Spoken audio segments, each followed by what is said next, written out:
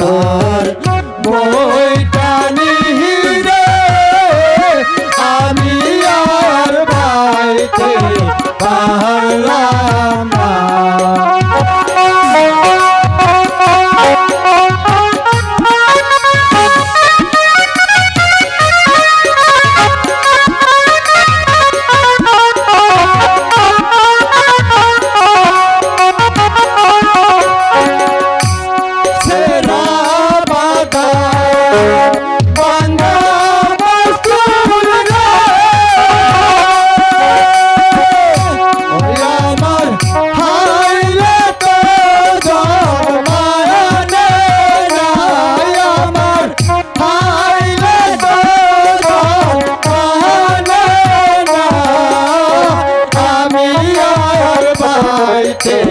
পারলাম না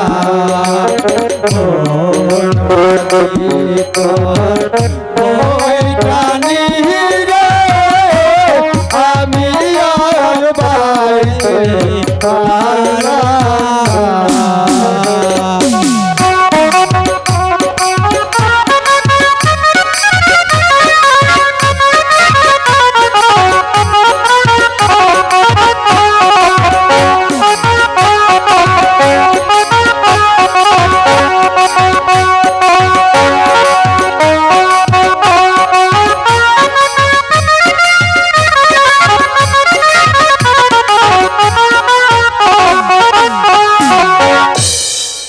মাঝি ভাই, তোমরা এমন করে আর গান গেও না। তোমাদের গান আমি যার সইতে পারছি না মাঝি ভাই। চাচা রে, আমরা গান গাইলে উনার কি তার মনে হয় খুব কষ্ট হয়।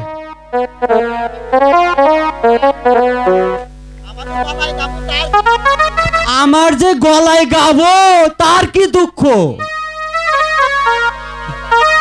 আমি আবার গান গাবো, আমি আবার গান গাবো। না মাঝি ভাই না।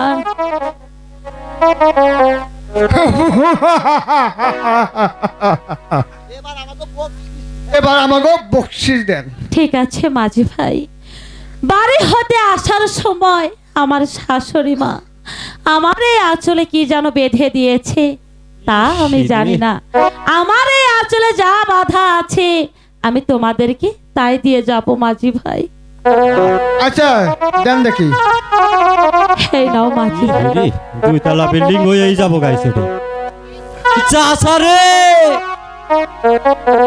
ইয়েজ না দেখছি পেতলের টুকরা, পেতলের টুকরা দে আমরা কি করবো?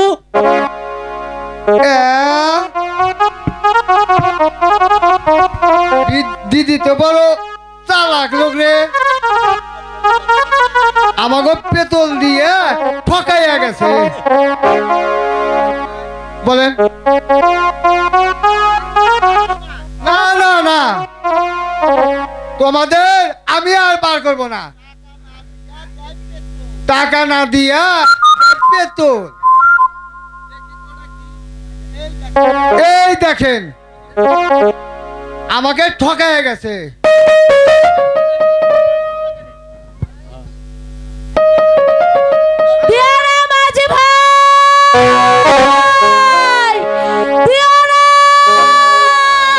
চিল্লি না চিল্লি না মাঝি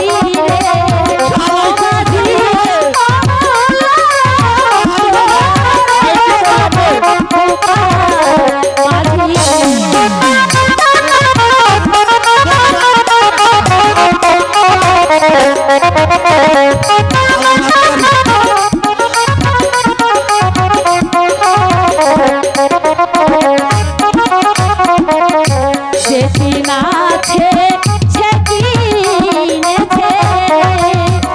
মাঝি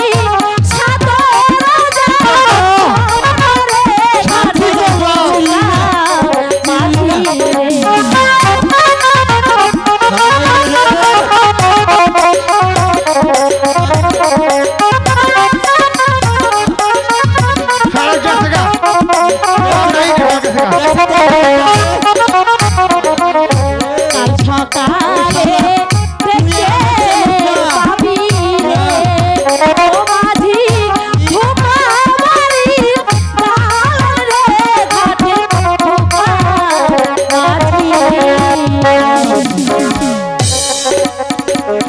রান্না রে তুইও ছিলি না খা গা গো মাইরে গেল চিনলাম না দেখে 7,000 দোল হাতে পায়ে হারাই ফেললাম এই শালা তরি নি গে তো তুইও তো কিছু করলি না আমি কি করমু তুই দেখ তাই যা তুই টেহাও নইছা কপাল তেজপাতা খা আচ্ছা চল শিগগির চল চল চল দেখছে কোন তুরি গেছে বাসা গেছে থেকে গা, বড় হয়ে গেছে গেছে।